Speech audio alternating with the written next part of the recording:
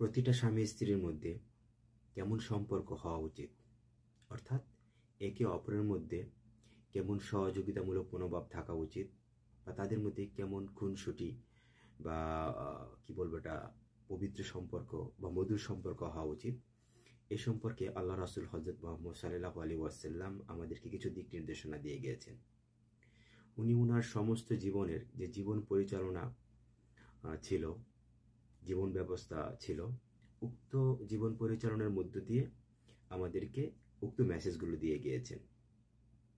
আসুন আমরা ওই সকল মেসেজগুলো নিয়ে একটু আলোচনা করব, যেটা আল্লাহ রাসূল উনি ওনার স্ত্রীর সাথে কি ধরনের আচরণ করতেন বা ওনার সম্পর্কগুলো কেমন ছিল, যেগুলো আমরা মনে করব যেগুলো আমাদের জন্য সুন্নত। অর্থাৎ যখন আমরা আমাদের স্ত্রীদের সাথে ওই ধরনের আচরণগুলো করব বা সুসম্পর্ক বজায় রাখবো, তাহলে সেক্ষেত্রে কি আমাদের সুন্নতের যে সব লাভ হবে, যে পূর্ণতা লাভ হবে, সেগুলো হয়ে যাবে আর কি উক্ত সম্পর্কের মধ্য দিয়ে। আসুন সরাসরি চলে যাচ্ছি আমি উক্ত হাদিসগুলোতে, সহিহ হাদিসের রেফারেন্স অনুযায়ী। প্রথমেই আমি আলোচনা করব যে আল্লাহ রাসূল হযরত মুহাম্মদ সাল্লাল্লাহু আলাইহি ওয়াসাল্লাম থেকে যেটা জানা যায়, উনি ওনার স্ত্রীর সাথে একই সাথে গোসল করতেন ওনারা। সুবহানাল্লাহ। অর্থাৎ একই পাত্রে পানি রেখে ওনারা একসাথে গোসল করতেন, যেটা মা আয়েশা রাদিয়াল্লাহু আনহা থেকে বর্ণিত সহিহ বুখারীর 250 নম্বর হাদিসে রেকর্ড করা হয়েছে।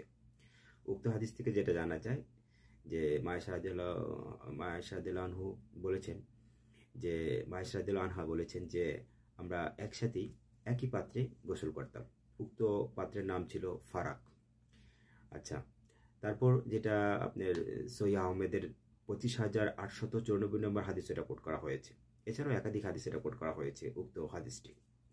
তারপর আরও একটি জিনিস যেটা চমৎকার জিনিস জানা যায়, সেটা হচ্ছে যে আল্লাহ রাসূল হযরত মুহাম্মদ সাল্লাল্লাহু আলাইহি ওয়াসাল্লাম স্ত্রীদের মান অভিমানগুলো বুঝতেন এবং সেগুলো ভাঙানোর চেষ্টা করতেন। এ সম্পর্কে যেটা জানা যায় মা আয়েশা রাদিয়াল্লাহু আনহা থেকে বর্ণিত, অর্থাৎ সহিহ বুখারীর 5228 নম্বর হাদিসে রেকর্ড করা হয়েছে। যেটা উক্ত হাদিসে যেটা আসছে যে মা আয়েশা রাদিয়াল্লাহু আনহা বললেন যে আল্লাহ রাসূল আমাকে বললেন যে তুমি কখন আমার উপর প্রচণ্ড খুশি থাকো এবং কখন আমার উপর তোমার মন কি বলে এটাকে ক্ষুণ্ণ থাকে, সেটা আমি বুঝতে পারি।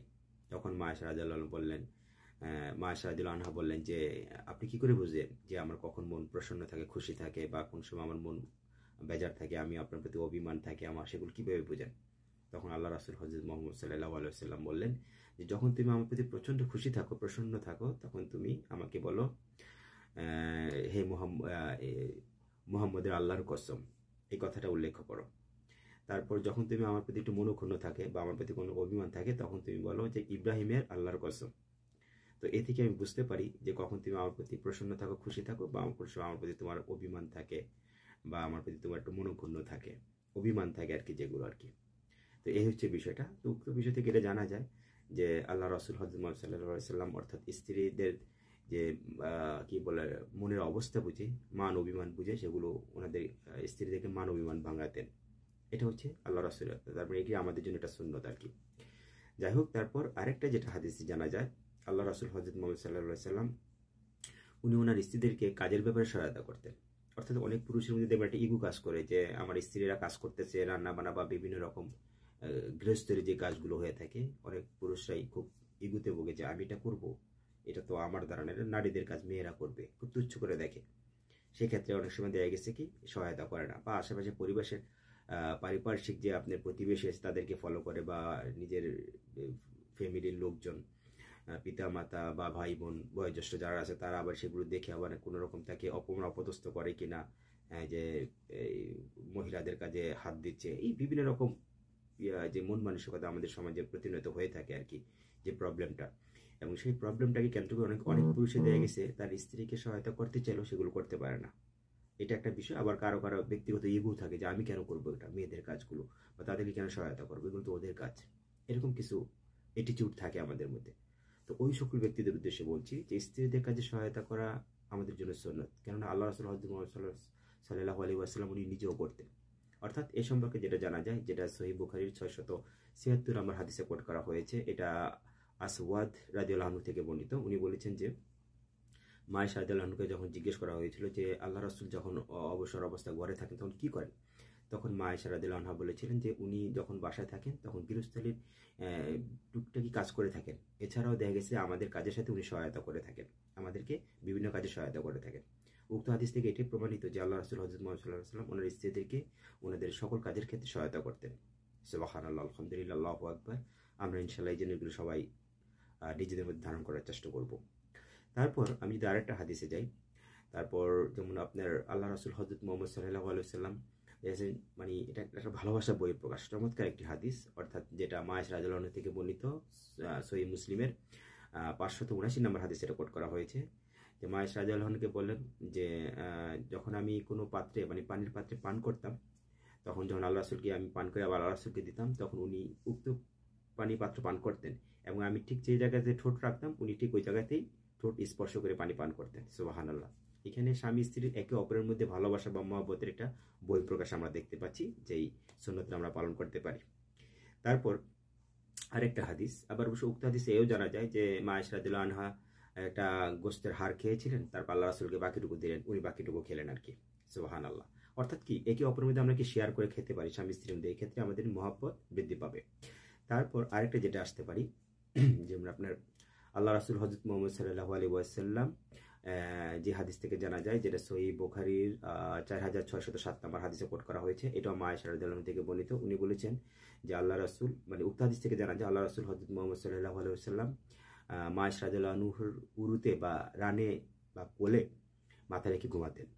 অর্থাৎ এটা আমাদের জন্য একটি সুন্নত, অর্থাৎ আমরা এটা ইচ্ছা করতে পারি। এই ক্ষেত্রে দেখা যাচ্ছে স্বামী স্ত্রী একে অপরের মধ্যে কি মহব্বত সৃষ্টি হবে। তারপর আরেকটা হাদিস যেটা জানা যায় দৌড় প্রতিযোগিতা, আল্লাহ রাসূল হযরত মুহাম্মদ সাল্লাল্লাহু আলাইহি ওয়াসাল্লাম স্ত্রীদের সাথে কি দৌড় প্রতিযোগিতা করতেন। মা আয়েশা রাদিয়াল্লাহু আনহার সাথে দৌড় প্রতিযোগিতা করেছিলেন কোন একটা সময়, যে সময় আল্লাহ রাসূল নিজে জয়ী হয়েছিলেন, অর্থাৎ মা আয়েশা রাদিয়াল্লাহু আনহা থেকে উনি এগিয়ে গিয়েছিলেন, উক্ত হাদিস থেকে জানা যায়। আবার কোন একটা সময় যখন আল্লাহ রাসূল হযরত মুহাম্মদ সাল্লাল্লাহু আলাইহি ওয়াসাল্লাম একটু স্বাস্থ্য একটু বেড়ে গিয়েছিল, তখন উনি খুব একটা দৌড়াতে পারতেন না, তখন সেই ক্ষেত্রে দেখা গেছে আবার পরবর্তীতে মা আয়েশা রাদিয়াল্লাহু আনহা আবার দৌড় প্রতিযোগিতায় জিতে গিয়েছিলেন। পরবর্তীতে মা আয়েশা রাদিয়াল্লাহু আনহা বললেন যে এটা হচ্ছে আমার সেই দৌড় প্রতিযোগিতার বদলা, অর্থাৎ কি স্বামী স্ত্রীর মধ্যে কি দৌড় প্রতিযোগিতা করতেন, যেটা আমাদের জন্য সুন্নত হিসেবে রেখে গেছেন, আমরা চলে সেটাও পালন করতে পারি, যেটা সহিহ আবু দাউদের 2578 নম্বর হাদিসে কোট করা হয়েছে। এটাও মা আয়েশা রাদিয়াল্লাহু আনহা থেকে বর্ণিত। তো আমি যে কথাগুলো বললাম, আর এছাড়াও আরো অসংখ্য হাদিস আমাদের জন্য বা আমাদের জন্য সুন্নত রেখে গিয়েছেন আল্লাহ রাসূল, যেগুলো আমাদেরকে আসলে অনুসরণ করা উচিত আমাদের প্রত্যেকটা জীবন পরিচালনার ক্ষেত্রে, স্বামী স্ত্রীদের ক্ষেত্রে বা অন্যান্য যে সুন্নতগুলো আমাদের জন্য রেখে গিয়েছেন সবগুলো আমাদের পালন করতে হবে। এটাই সবচেয়ে বড় কথা, কেননা আল্লাহ রাসূল হযরত মুহাম্মদ সাল্লাল্লাহু আলাইহি ওয়াসাল্লামের জীবন ব্যবস্থা ছিল সর্বোত্তম জীবন ব্যবস্থা, এর মধ্যে সর্বোত্তম কল্যাণ রয়েছে, সবকিছু রয়েছে এক কথা। তো যাই হোক, আমি একটা ছোট্ট মেসেজ দিতে চাচ্ছি। আমরা অনেক সময় ফেসবুকে আমরা করি কি আপনার এই বিভিন্ন রকম এই ধরনের হাদিসগুলো দেখি, বা দেখে গেছে কোনো একটা কর্ম লিখে নিচে সহিহ বুখারী, সহিহ মুসলিম, সহিহ তিরমিজি, আবু দাউদ, নাসাই, তারপরে আপনার মিশকা শরীফ, মানে এই বিভিন্ন রকমের হাদিসগুলোর নাম দিয়ে ছোট ছোট করে আবার রেফারেন্স দিয়ে দেয়। তো সকলের প্রতি আমার একটা বিনীত অনুরোধ থাকবে, ফেসবুকে দেখা মাত্রই সেগুলোকে আপনারা শেয়ার করবেন না, কেননা এগুলো এক শ্রেণীর লোক রয়েছে যেগুলো আমাদের মুসলিমদের মধ্যে একটা বিভ্রান্তি ছড়ানোর জন্য তারা এগুলো ম্যাকিং করে তৈরি করে থাকে। যেমন আমি এরকম অনেক হাদিস দেখেছি, পরবর্তীতে আমি সেগুলো হাদিসগুলো আবার অ্যানালাইজ করেছি, দেখেছি যে আসলে সত্যতা কতটুকু, দেখেছি অনেকগুলো মিথ্যা, অর্থাৎ দেখছি যে কথাটা লিখছে তার সাথে যে হাদিসের রেফারেন্স দেওয়া হয়েছে সেটা ভুল। আবার এমন হতে পারে হাদিসটা ঠিক আছে কিন্তু উনি জানতেন না, একটা রেফারেন্স দিয়ে দিছে মিথ্যা, তার মানে কি এটা শেয়ার করাতে আপনার একটা পাপ হচ্ছে, ভুল হচ্ছে, আপনি একটা মিথ্যা ভ্রান্ত একটি মেসেজ আপনি ছড়াচ্ছেন। এই ব্যাপারে খুব সূক্ষ্মভাবে খেয়াল রাখবেন। আমি যে কথাগুলো বললাম প্রত্যেকটার সহিহ হাদিস এবং আমি প্রত্যেকটা অ্যানালাইজ করে দেখেছি এবং প্রত্যেকটার সহিহ রেফারেন্স আপনাদেরকে জানালাম। আর সর্বোপরি একটা কথা বলবো, প্রত্যেকটা পুরুষের মধ্যেই, প্রত্যেকটা পুরুষ বলে বলা হবে অধিকাংশ পুরুষের মধ্যেই এই স্বপ্নগুলো থাকে তার স্ত্রীদের সাথে করার জন্য, কিন্তু অনেক পুরুষ সেগুলো করতে পারে না। তার কারণটা কি? উত্তর একটাই, সেটা হচ্ছে অনেক স্ত্রীদের মন মানসিকতা আসলে এমন, বা চরিত্র আচরণ বা তাদের যে কি মানে প্রতিনিয়ত একে অপর মানে স্বামী স্ত্রী মানে ঝগড়া কলহ বা স্বামীদের সাথে উত্ত্যক্ত করা, খোটাখাটি দেওয়া, তুচ্ছতাচ্ছিল্য করা, এই ধরনের মন মানসিকতা যখন কোনো একটা নারী করে তখন আর সেই পুরুষের সেই মন মানসিকতা থাকে না, সে সেই ভালোবাসাগুলো বিলুপ্তি হয়ে যায় শুধুমাত্র নারীদের। আবার অনেক নারীদেরও একই স্বপ্ন থাকে উক্ত পুরুষটার সাথে। হয়তো যে সকল নারীরা ধার্মিক থাকে, পর্দাশীল থাকে, স্বামী ভক্ত থাকে, ওই সকল নারীরাও চায় যে পুরুষের সাথে মানে আমার স্বামী আমার সাথে ঠিক এই ধরনের আচরণগুলো করুক যেটা আল্লাহ রাসূল হযরত মুহাম্মদ সাল্লাল্লাহু আলাইহি ওয়াসাল্লাম করতেন। এরকম বহু নারী আছে তাদের কাঙ্ক্ষিত স্বপ্নগুলো থাকে, তারাও সেটা বাস্তবায়ন করতে পারে না। পুরুষদের ক্ষেত্রে একই অবস্থা। যখন তার মন মানসিকতা এরকম থাকে, যখন তার মন মানসিকতার ঠিক বিপরীত পন্থার নারীগণ তাদের জীবনসঙ্গী হিসাবে আসে, তখন সেই ক্ষেত্রে এই জিনিসগুলো হয় না। কিন্তু এরকম স্বপ্ন থাকে, অনেক পুরুষের থাকে, অনেক নারীরও থাকে। কিন্তু সবচেয়ে বড় কথা হচ্ছে এই জাতীয় স্বপ্নগুলো তখনই বাস্তবায়ন হবে যখন উভয়ের মধ্যে কি উভয়ের মতামত মিল থাকবে এবং উভয়ই কি আল্লাহর রাস্তায় আপনার ধাবিত থাকবে, আল্লাহ এবং রাসূলের প্রতি যাদের প্রেম থাকবে, যারা 5 ওয়াক্ত নামাজি হবে, ঠিক আছে, যারা আল্লাহকে ভয় পাবে, অর্থাৎ আল্লাহর প্রতি যাদের তাকওয়া তাওয়াক্কুল রয়েছে তাদের ক্ষেত্রে, আল্লাহর প্রতি যারা প্রতিনিয়ত ইহসান রাখে তাদের ক্ষেত্রে। তো যখন কোনো একটা নারী পুরুষের মধ্যে যখন এই জিনিসগুলো থাকবে, আল্লাহর প্রতি তাকওয়া, আল্লাহর প্রতি ভালোবাসা, আল্লাহর প্রতি তাওয়াক্কুল, যখন এই জিনিসগুলো থাকবে তখনই কেবল কি স্বামী স্ত্রী একে অপরের মধ্যে আল্লাহ রাসূল হযরত মুহাম্মদ সাল্লাল্লাহু আলাইহি ওয়াসাল্লামের এই সুন্নতগুলো সঠিকভাবে পালন করতে পারবে।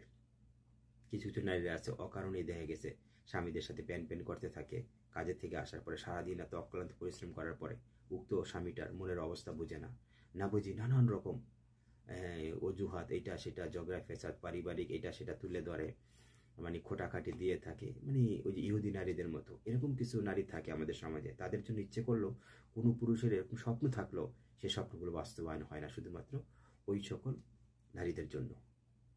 আবারও অনেক ধার্মিক নারী রয়েছে, পর্দাশীল নারী রয়েছে, আল্লাহ ভক্ত নারী রয়েছে, অথচ তার বিপরীত পন্থার স্বামী হিসাবে এমন সব পুরুষ পান যেগুলো অত্যন্ত উগ্র বদমেজাজি, খারাপ ব্যবহার করে, স্ত্রীদের মন বুঝতে চায় না, ঠিক আছে, গায়ে হাত তোলে, বাবা মা তুলে খোটাখাটি দিয়ে থাকে, বা ভরণ পোষণের ক্ষেত্রে অবহেলা করে থাকে, নানান রকম অবহেলা নির্যাতন এগুলো করে থাকে। সে সকল নারীদের স্বপ্নগুলো কি এইভাবেই সেটা সুপ্ত অবস্থায় থাকে, অর্থাৎ এই ঘুমন্ত অবস্থায় থাকে, সেগুলো আর কখনো জাগ্রত হয় না বা তার কখনো পাওয়া হয় না, শুধুমাত্র একটাই কারণে, কারণ তার যে জীবনসঙ্গী হিসেবে যাকে পেয়েছে উনি তার মনের মতো নয়। এই হচ্ছে বিষয়টা। তাই সর্বোপরি একটাই কথা আমার, যে সবাই যদি 5 ওয়াক্ত নামাজ পড়েন, হেদায়েতের পথে আসেন এবং আল্লাহ এবং রাসূলের প্রতি ভালোবাসা রাখেন, তারা সবাইকে এই জিনিসগুলো মানে এই সুন্নতগুলো খুব সুন্দরভাবে পালন করতে পারবেন, যা আপনার ইহকালীন এবং পরকালীন দুই জায়গার জন্য আপনি সফল। অর্থাৎ এমন একজন নারী পাওয়া হচ্ছে আপনার একটা ইহকালীন জান্নাতের যে সুখ সেটা আংশিক, মানে দুনিয়াবি যে জান্নাত সেটার একটা সুখ লাভ করা। আবার তার বিপরীত পন্থা পাওয়া মানে হচ্ছে জাহান্নামের যে আযাব সেটার দুনিয়াবি জাহান্নামের কিছু অংশ তার আলামত পাওয়া।